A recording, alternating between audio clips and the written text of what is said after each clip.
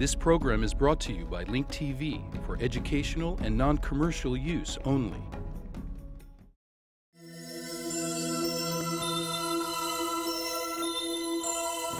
Mosaic, a daily news program from Link TV, presents a selection of news reports from independent and state-controlled broadcasters from throughout the Middle East.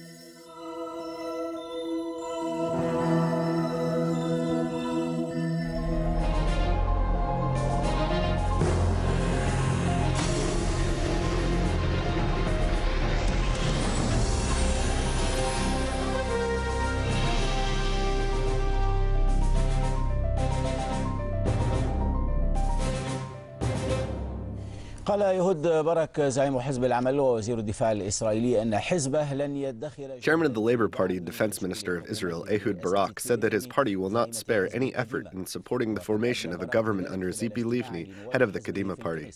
Barak said this during a meeting for his party parliamentarians in the Knesset. Barak said that he took this position after the failure of attempts to form what he described as a national unity government with the Likud party. Barak said that the efforts are focused on forming a new government and not persisting in the current formations. ومعنا من القدس مدير مكتب الجزيرة وليد العمري. وليد منذ اللحظة التي استقال فيها. Joining us from Jerusalem is Al Jazeera bureau chief Walid Al-Omari. Walid, from the moment that Olmert resigned, there was talk that the Labor Party held the key to the political future of Israel. Has he now given his word and joined in the attempts to form a new coalition government? قال كلمته وانخرط في هذا المد والمحاولات من أجل تشكيل الائتلاف الحكومي الجديد. نعم، هو عمليا باراك في تصريحاته أمام نواب حزبه أمام كتلة حزب العمل. Yes, Barak's statement before his parliamentarians of the Labour Party fully opened the door towards joining a new formation headed by Tzipi Livni. With that, he re-emphasized that indeed he was the one who held the key to the success of Livni's mission.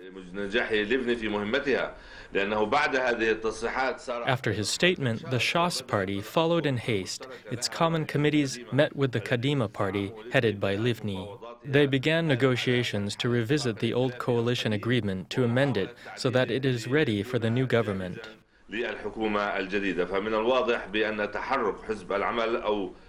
So clearly, the Labour Party's movement of taking not one but two steps forward towards the government is what will make Livni's current mission succeed. Barak was encouraged to take this step and finally took it after it was proven to him that the option of an emergency government or a coalition government with the Likud had failed. He had tried to weave this partnership with the Likud leader, Benjamin Netanyahu, in a secret night meeting last Saturday. Netanyahu said he was not interested in joining a government headed by Livni and that he wanted early elections.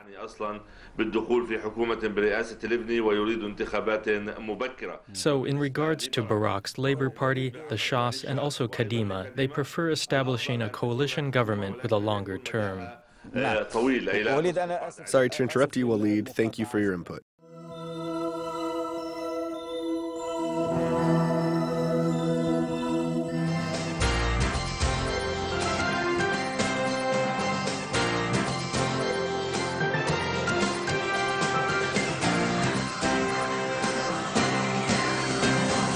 Controversial Israel Prize winner Professor Zev Sternal is hospitalized, recovering from wounds he received during an early morning attack. The outspoken critic of settlement activity sustained light injuries when a pipe bomb exploded outside his Jerusalem home. Police believe the attack was politically motivated and warned that Peace Now leaders could also be targeted. Elisha Rabin has more. A small pipe bomb planted at the front door of renowned Israeli professor Zev Sternal have some predicting a dangerous turn in Israeli activist politics. The bomb lightly injured Sternal when it exploded early this morning, and many believe that an extremist right-wing group associated with the settler movement is behind the attack. That is in part due to the refusal of the National Jewish Front to condemn the attack. The NJF supports the settlement movement and said that although it does not operate with such violence, it cannot condemn an attack on someone who spoke out against settlers. Professor Sternal had a strong track record of criticizing the settlements. In fact, the Hebrew University political scientist received the Israel Prize this year for his work. Telling what he believes to be the truth, even when the truth is unpleasant, is the foundation of his work. Sternal refused to be interviewed in the aftermath of the attack, but right-wing Likud Knesset member Reuven Rivlin spoke out against such violence. Hatred between brothers is something that brought upon us disasters in the past and could bring upon us disaster in the future. But you have to understand that while we don't know the facts, we have to warn everybody not to hate the settlers and not to hate those who hate the settlers. Indeed, there are concerns that hatred may be on the rise among some right-wing groups. Flyers distributed in Sternal's neighborhood offer a 1.1 million shekel award to anyone who successfully kills someone associated with the left-wing Peace Now group. For that reason, police gave Peace Now leader Yariv Oppenheimer a security detail. Officers are also guarding the neighborhood where Sternal lives. Oppenheimer blames the powerful settler lobby for not holding violent activists accountable for their words and actions, but that view found few supporters in the Knesset. Members from across the spectrum condemned the attack, and many called the incident an assault on intellectual freedom. For IBA News, I'm Elisha Rabin. Prime Minister-designate Tzipi Livni continues her efforts to form a coalition, but the Labour Party faction meeting in Tel Aviv this morning signaled Livni that it isn't going to be an easy process. Labour Chairman, Defence Minister Ehud Barak, told the faction that from his point of view, his party's talks with Kadima are focusing on setting up a new government with new rules, rather than continuing the old Olmert-led government. Barak stressed that Labour will not join a faltering coalition that will collapse within the next few months. The Labour faction resolved to demand an increase in the national budget deficit that will go toward additional help for pensioners, students, and new immigrants. Haaretz reported this morning that Barak is also demanding that he personally oversee the peace negotiations with Syria and that he be a full partner in negotiations with the Palestinians.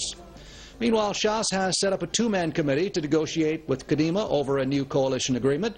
Shas said it would not compromise on its demand for an additional 1 billion shekels in child allowances and financial aid for young couples purchasing their first homes. The sensitive issue of Jerusalem is not being discussed by the teams at this stage.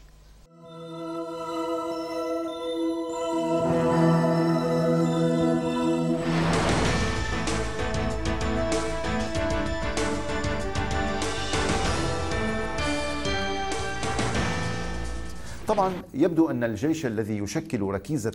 military institution in Israel, which is considered to be the main pillar of the Israeli entity, began to search for a new source of financing, and it seems to have found it. The new source has to do with money from the illegal drugs that are seized by the Israeli police, which will then be used to cover part of the police deficit. Drug money is the new source of financing in Israel, and amidst the struggle for survival, such action may seem justifiable. The following report was broadcast by the Israeli Channel 1. هذه القصة بدأت قبل أكثر من أسبوعين. جنود الاحتياط من وحدة نخبة. This story began more than 2 weeks ago. Israeli reserve soldiers from an elite military unit intercepted drug traffickers along the Lebanese border, where they seized a major shipment of narcotics. The shipment included dozens of kilograms of narcotics and a briefcase containing more than $650,000. The traffickers, as well as the shipment of drugs and money, were immediately handed over to the Israeli police. Now the reserve soldiers are demanding part of the money, which they say will be used to start a fund to help needy soldiers in their brigades. For example, the fund will pay for the medical expenses of a soldier's wife who's been diagnosed with cancer and who is seeking medical treatment abroad. Meanwhile, the Israeli Knesset is conducting a study on the drug epidemic inside the military. According to the study, units of the Israeli police get to keep part of the drug money and use it to improve their performance. After the court issues its decision, the money from the drugs or the fines imposed on the dealers are stored in the evidence room, which is administered by a deputy officer from the Ministry of Justice. Then the officer specifies the amount of money to be given to the police. For example, in 2001, Israeli police took nearly 1.5 million shekels from the drugs fund. Now the Israeli army wants part of the money. The reserve soldiers who are stationed near the area of Zari'it say they will file a request to the army's chief of staff regarding the matter. It remains to be seen whether the chief of staff will forward the request to the Ministry of Justice. Some believe the request will likely be approved. In the opinion of the Israelis, the army's request will likely be approved.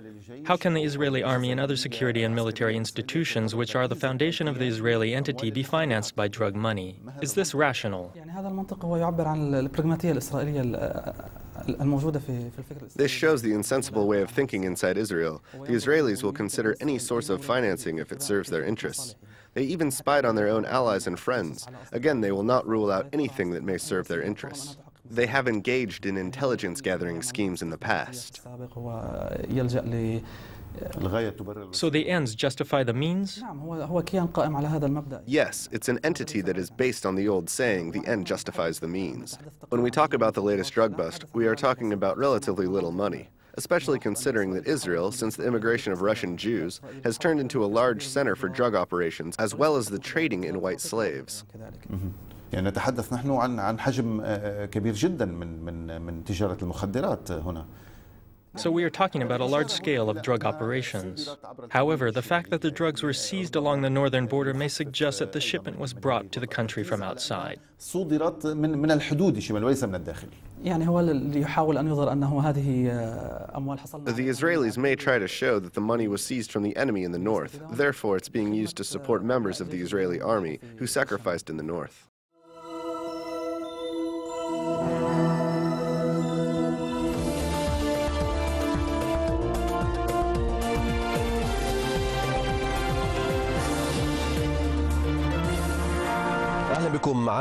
Welcome. The Future Party and Hezbollah in Lebanon are on their way to reconciliation. It began with an encounter between the leaders of the two parties at the headquarters of the Future Party. A Hezbollah delegation visited the leader of the Future Party, Saad al-Hariri, and gave him an invitation by the Secretary General of the party, Hassan Nasrallah. The date and time of the meeting was not announced. Elian Shatri reports from Beirut. The train of reconciliation that has been making its way through Lebanon has finally reached the Critic Palace, the residence of Saad al-Hariri, leader of the Future Party. A distinguished Hezbollah delegation entered the palace gates. They were headed by the Loyalty to the Resistance Party MP Muhammad Ra'ad in a long-awaited, much-prepared-for meeting. The estrangement between the two sides had been reflected on the streets with tension and clashes at several fronts. This meeting falls within the framework of implementing the Doha Agreement. Its purpose was to arrange for a summit, bringing together al-Hariri with Hezbollah Secretary General Hassan Nasrallah. For security reasons, the time and location was not revealed. We just began direct communication to secure stability and revitalize calmness in the political life of Lebanon. The reconciliation meeting, as it was described by Ra'ad, was an opportunity to break the ice. This was expressed by al-Hariri during an iftar feast under his patronage. I received a delegation from Hezbollah towards bringing calm, dissolving civil turmoil, and lifting the signs of oppression that have befallen Beirut. This initial icebreaker between the Future Party and Hezbollah was reflected positively on the streets. No Lebanese person would reject reconciliation for the good of the whole country. We've wanted this for a long time. Observers expect the meeting between the two leaders of the Future Party and Hezbollah to be like the Eid feast for the Lebanese people. Theoretically, the train of reconciliation took off from Doha, and in practice, it passed through Al-Jabal, Biqa, and Tripoli. It has finally reached Beirut to restrain the stressful atmosphere in the capital and to spread calm. Meanwhile, all sides emphasize that reconciliation does not mean forming political or electoral alliances.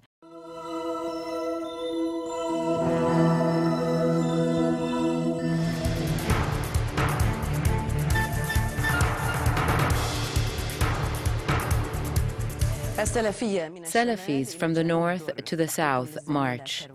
This investigative report by Qarn al-Khayyat.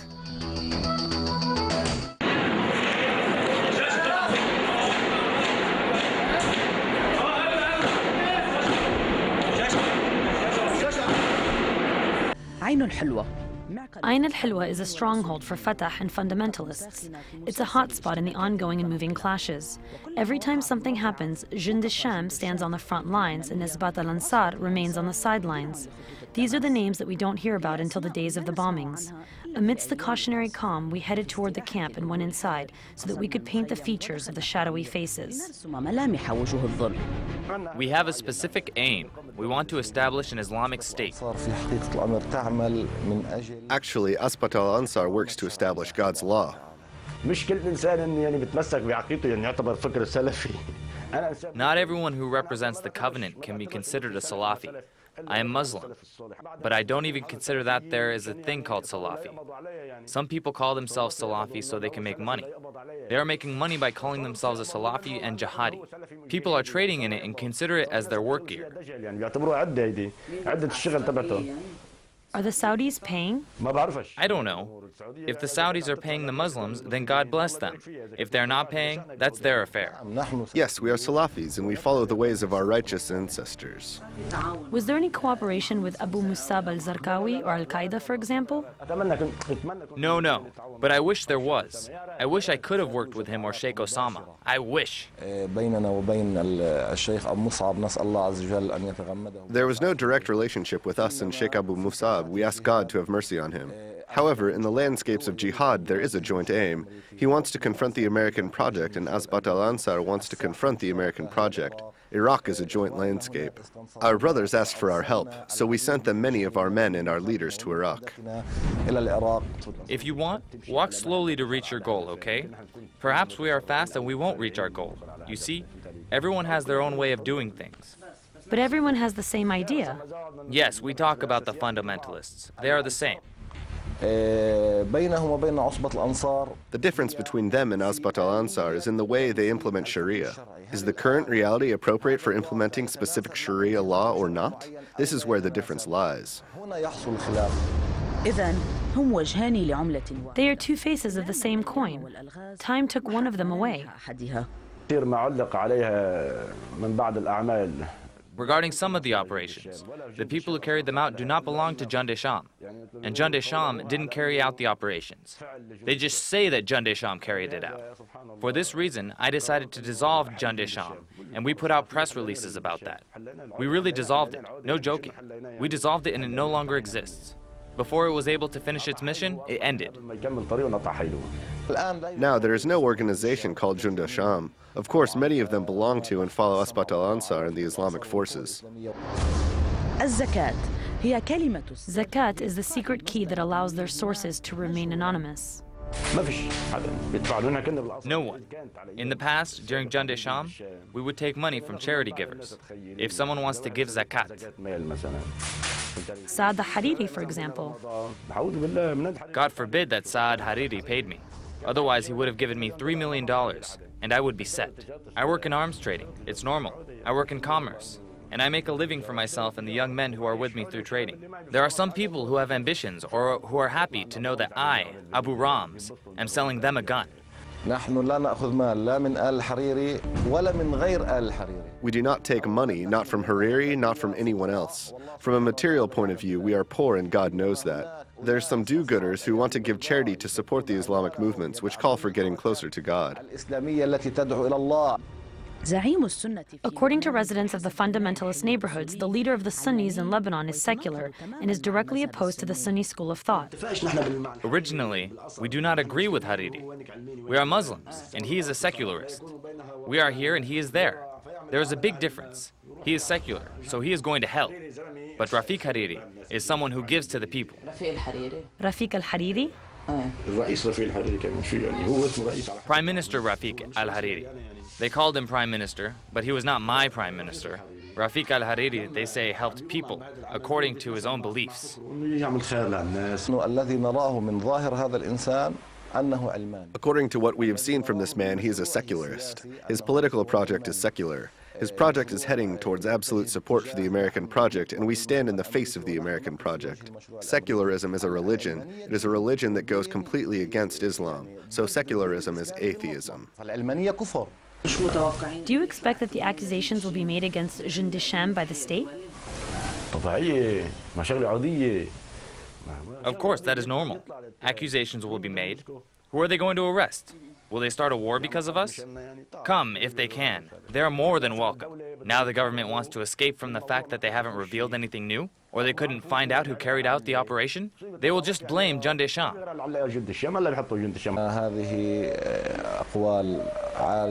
That is something completely incorrect. Unless if there are international deals being made to close some files and open new relations, so they want to make accusations against the camp and Asbat al-Ansar. That is a different matter. جند الشام وعصبة الأنصار. Jund al-Sham and Asbat al-Ansar are two examples of the same thing. It is ideology in action in the Ain al-Halwa refugee camp. Their members are settling accounts under the umbrella of clashes.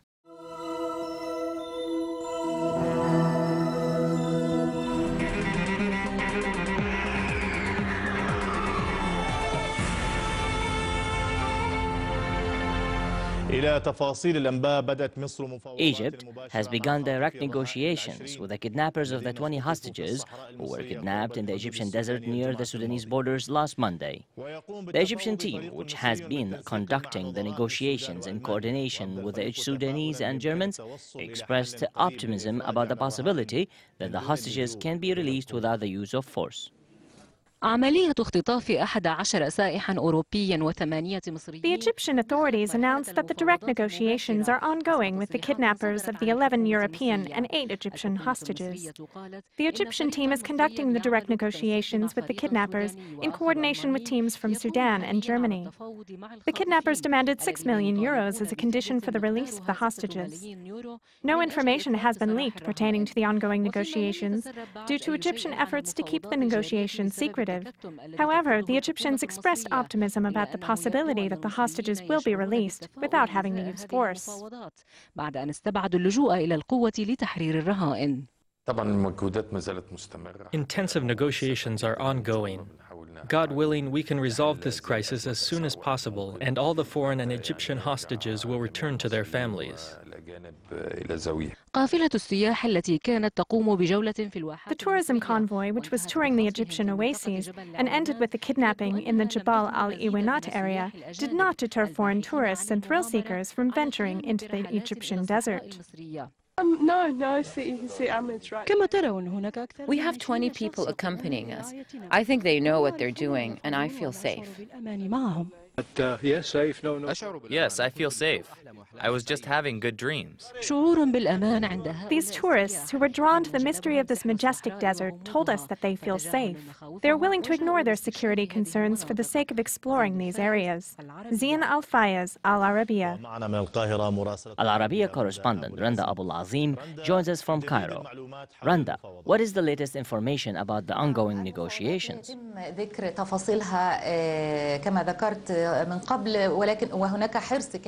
Yes, as you have said, the details of the negotiations have not been made public. The Egyptian authorities, as well as the Germans and Italians, are being very careful. They want to keep the negotiations a secret. ولكن لأول مرة بيعلن محافظ الوادي الجديد عن دخول مصر مباشرة في المفاوضات مع الخاطفين قبل يعني أمس. Ali, we know that these governments have been coordinating with one another. For the first time, the governor of the Wadi Jadid area announced that Egypt has entered direct negotiations with the kidnappers. Yesterday, Egypt denied that it had entered into negotiations and said that Germany is in charge of the negotiations. Now, an Egyptian team is directly negotiating with the kidnappers. What you said about the €6 million ransom is different from earlier news reports, which said that the ransom was only $6 million and it was decreased to $4 million. We do not know the accurate number so far. لأن تقوم عملية تحرير الرهائن بعملية عسكرية حفاظا على أرواحهم. هذا التكتم أيضا. It is unlikely that a military force will be used to free the hostages as a way to secure the lives of the hostages. Egyptian officials told me that they are keeping the story away from the media so that negotiation processes will not be affected. They also expressed optimism that the crisis will be resolved in the next few days. رندا ابقي معنا. هناك خبر عاجل جاءنا قبل قليل حيث أفاد مسؤول سوداني. Randa, please stay with us. We just received breaking news. A Sudanese official said that the kidnappers moved the hostages from Sudan to Libya. Ali Yusuf Ahmed, a spokesman from the Sudanese Foreign Ministry, joins us from Khartoum. Can you confirm for us that the kidnappers moved the hostages to Libya?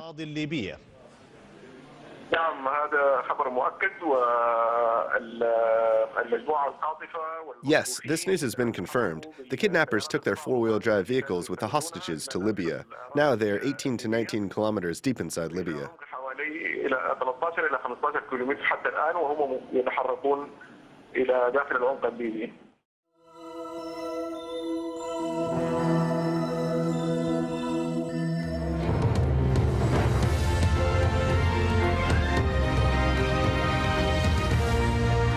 So let's return to the economy now, and George Bush is calling for both major political parties to come together to support a bailout plan. The two men vying to take over his job are headed to Washington for a meeting on the financial crisis. In fact, Republican John McCain says the issue is so pressing he'll temporarily stop campaigning, and he even wants to postpone Friday's presidential debate. Owen Fay reports.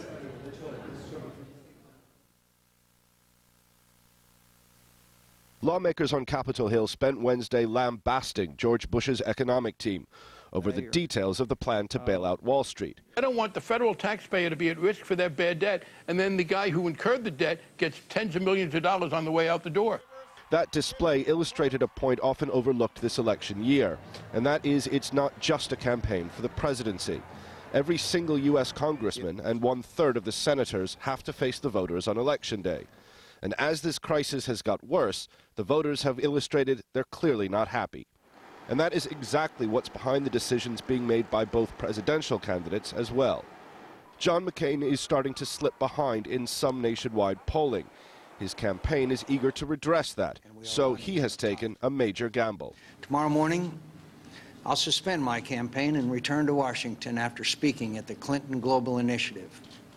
I've spoken to Senator Obama and informed him of my decision, and I've asked him to join me.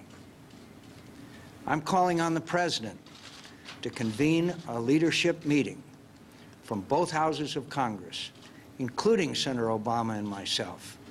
It's time for both parties to come together to solve this problem. His opponent, however, thinks it's just a political stunt. It's my belief that this is exactly the time when the American people need to hear from the person who, in approximately 40 days, will be responsible for dealing with this mess. But experts believe this could well be the make-or-break moment for the candidates. Senator McCain realizes the economy is the focus of this campaign and will be the rest of the time between now and November, and therefore he's trying to get on top of it in a situation where he now trails Senator Obama as far as the person judged to be able to deal with this crisis. The two men have agreed to a White House proposal to meet later Thursday with the president in Washington. However, it remains to be seen if McCain's decision means Friday's scheduled debate will have to be postponed. And that, in turn, will have a major impact on Senator McCain's campaign. Voters will ultimately either decide he has illustrated an ability to set politics aside for the good of the country, or they'll conclude this is a desperate political gamble by a candidate whose opponent is starting to pull clearly ahead. This is our moment. Owen Fay, Al Jazeera. Hi, I'm Jamal Dajani, and I have great news for all of you Mosaic viewers and supporters. We've reached our goal of raising $200,000 to keep Mosaic going through this year. More than 1,200 of you have donated to Mosaic during this campaign.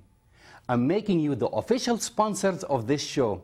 What other program can say that its viewers funded 88% of its budget?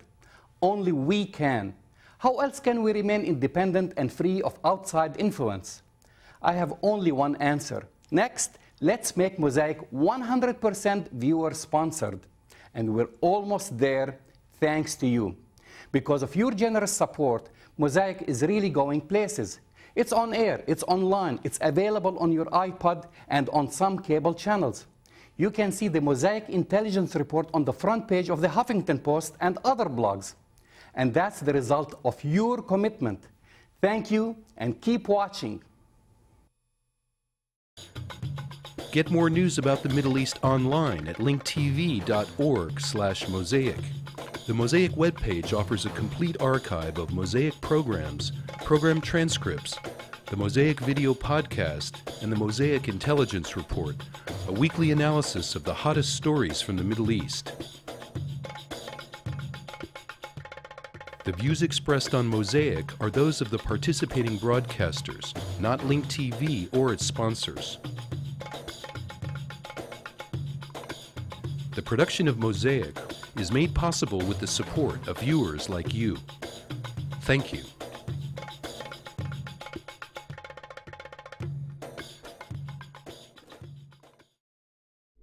This program was brought to you by Link TV for educational and non-commercial use only. Link TV is the only U.S. television network devoted to global and national news, with uncompromising documentaries and diverse cultural programs.